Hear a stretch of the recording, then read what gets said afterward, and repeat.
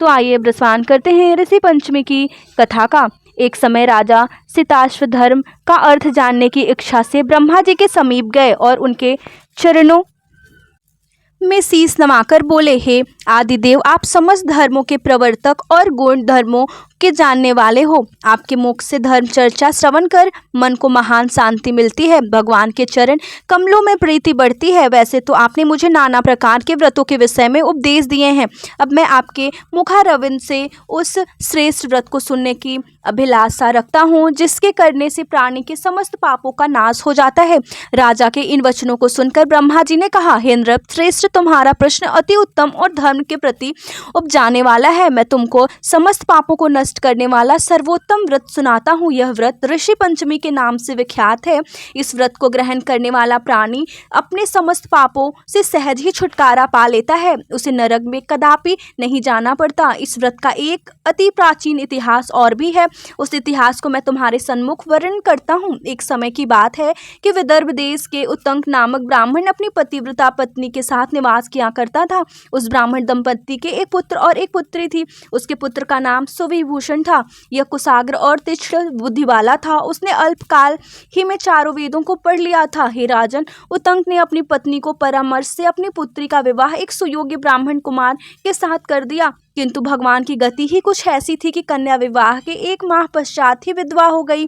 अंत विधवा होने के पश्चात वह कन्या अपने धर्म का पालन करती हुई अपने पिता के यहाँ रहकर ही अपने समय को व्यतीत करने लगी। विधवा कन्या के दुख से दुखी होकर उत्तंक अपने घर बार को अपने पुत्र को सौंप कर अपने स्त्री और कन्या को लेकर गंगा जी के किनारे चला गया और वहां आश्रम बनाकर छेदों का पठन पाठन करने लगा। उसके पास कुछ ब्राह्मण भी वेद पढ़ने के लिए आने लगे। कन्या भी अपने धर्म का पालन करती हुई अपना समय व्यतीत कर रही थी। उस नित्य प्रति मन लगाकर माता पिता की सेवा करती थी। एक दिन समस्त कार्यों से थक कर वह एक सेला पर आराम करने के लिए लेट गई। थकान के कारण उसको अपने शरीर की सुधि भी न रही। भगवान की गति में अर्धरात्रि के समय एकाएक उसके शरीर में कीड़े उत्पन्न हो गए। शिष्यों ने जब उस कन्या के शरीर पर कीड़ों को देखा तो उन्होंने जाकर अपनी गुरु पत्नी को बताया। कन्या के शरीर में कीड़े पड़ जाने की बात सुनकर ब्राह्मणी कातर स्वर में विलाप करती हुई उस शिला के पास पहुंची जहां उसकी कन्या बेसुध पड़ी थी। उसके शरीर पर कीड़ों को देखकर बहुत दुखी हुई और विलाप करते करते वह ब्राह्मणी अचेत हो गई। जब उसे चेत हुआ तो उसने सोती हुई कन्या को गोदी में उठाया और अपने पति उत्तंक के सामने ले जाकर रख दिया। कन्या की दशा को देखते हुए ब्राह्मणी ने अपने पति से कहा, हे स्वामी, आप कृपा कर मुझे यह बताएं कि मेरी इस साध्वी कन्या की दुर्दशा किस दुष्कर्म के कारण हुई है। अपनी भार्या की बातों को सुनकर उत्तंक मुनि थोड़ी देर के लिए शांत होकर हृदय में भगवान का ध्यान करने लगे। उन्होंने अपनी ज्ञान शक्ति के द्वारा कन्या के पूर्व जन्म के समस्त वृत्तांतों को जान लिया। तब वे अपने नेत्रों को खोलकर बोले, हे प्रिय, यह कन्या अपने पहले जन्म में एक ब्राह्मणी थी। उस समय इसने रजस्वला होते हुए भी एक समय घर के घड़े आदि बर्तनों को छू लिया था। उसी पाप के कारण इसके शरीर में कीड़े पड़ गए हैं।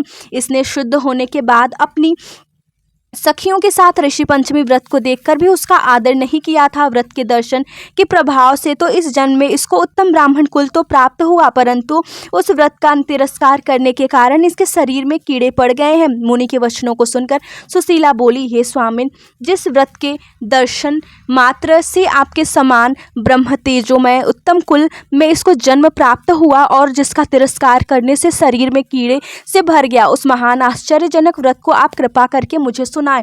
उत्तंक प्रसन्न होकर बोले, हे सुशीले, यह व्रत समस्त व्रतों में उत्तम है। इसके प्रभाव से समस्त पाप नष्ट हो जाते हैं। इस व्रत को धारण करने वाला निश्चय ही दैहिक, भौतिक और दैविक तीनों प्रकार के कष्टों से छूट जाता है। व्रत को धारण करके स्त्रियां सौभाग्य को प्राप्त करती हैं। यह महान व्रत भादो मास के शुक्ल पक्ष में पंचमी को होता है। इस व्रत के प्रभाव से उसे अपने पूर्व जन्म का स्मरण रहता है।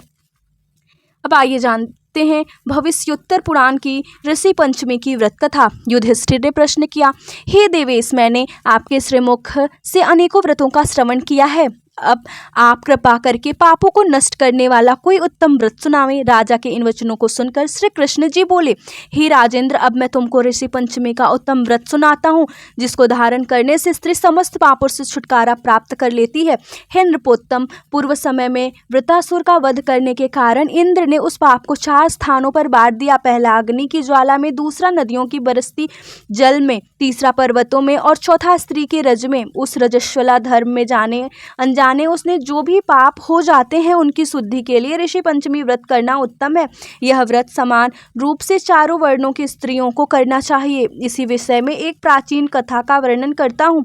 सतयुग में विदर्भ नगरी में स्वयंजित नामक राजा हुए। वे प्रजा का पुत्रवत पालन करते थे। उनके आचरण ऋषि के समान थे। उनके राज्य में समस्त वेदों का ज्ञाता, समस्त जीवों का उपकार करने वाला सुमित नामक एक कृषक ब्राह्मण निवास करता था। उसकी स्त्री जयश्री पतिव्रता थी।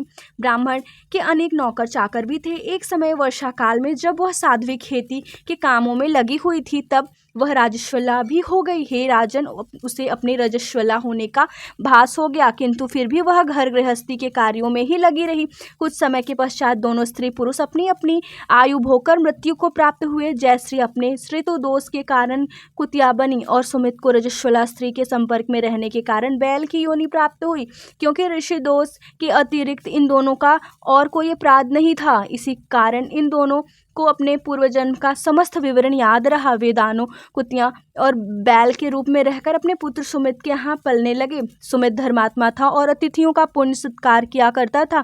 अपने पिता के श्राद्ध के दिन उसने अपने घर को में ब्राह्मण को खिलाने के लिए नाना प्रकार के भोजन बनवाए। उनकी स्त्री किसी काम से बाहर गई हुई थी कि एक सर्प ने आकर रसोई के बर्तन में विष उड़ेल दिया। सुमित की माँ कुतिया के रूप में बैठी हुई यह सब देख रही थी। अंत में उसने अपने पुत्र को ब्रह्म हत्या के पाप से बचाने की इच्छा से उस बर्तन को स्पर्श कर लिया। सुमित की पत्नी ने कुतिया का यह कृत्य सहा न गया और उसने एक जलती लकड़ी कुतिया को मारी। वह प्रतिदिन रसोई में जो जूठन आदि शेष रहती थी उस कुतिया के सामने डाल दिया करती थी, किंतु उस दिन से क्रोध के कारण वह भी उसने नहीं दिया। तब रात्रि के समय भूख से व्याकुल होकर वह कुतिया अपने पूर्व पति के पास आकर बोली, हे नाथ, आज मैं भूख से मरी जा रही हूँ। वैसे तो रोज ही मेरा पुत्र खाने को देता था, मगर आज उसने कुछ नहीं दिया। मैंने सांप के विष वाले खीर के बर्तन को ब्रह्म हत्या के भय से छूकर भ्रष्ट कर दिया था। इस कारण बहू ने मारा और खाने को भी नहीं दिया। तब बैल ने कहा, हे भद्रे, तेरे ही पापों के कारण मैं भी इस योनि में आ पड़ा हूँ। बोझा ढोते ढोते मेरी कमर टूट गई है।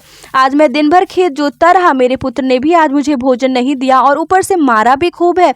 मुझे कष्ट देकर श्राद्ध को व्यर्थ ही किया है। अपने माता पिता की इन बातों को उनके पुत्र सुमित ने सुन लिया। उनसे उसी समय जाकर उनको भरपेट भोजन कराया और उनके दुख से दुखी होकर वन में जाकर उसने ऋषियों से पूछा, हे स्वामी, मेरे माता पिता किन कर्मों के कारण इस योनि को प्राप्त हुए हैं और किस प्रकार से उनको छुटकारा मिलेगा। सुमित की इन वचनों को श्रवण कर सर्वतपा नामक महर्षि दया करके वाले, पूर्व जन्म में तुम्हारी माता ने अपने उच्छृंखल स्वभाव के कारण रजस्वला होते हुए भी घर गृहस्थी की समस्त वस्तुओं को स्पर्श किया और तुम्हारे पिता ने उसको स्पर्श किया। इसी कारण वे कुतिया और बैल की योनि को प्राप्त हुए हैं।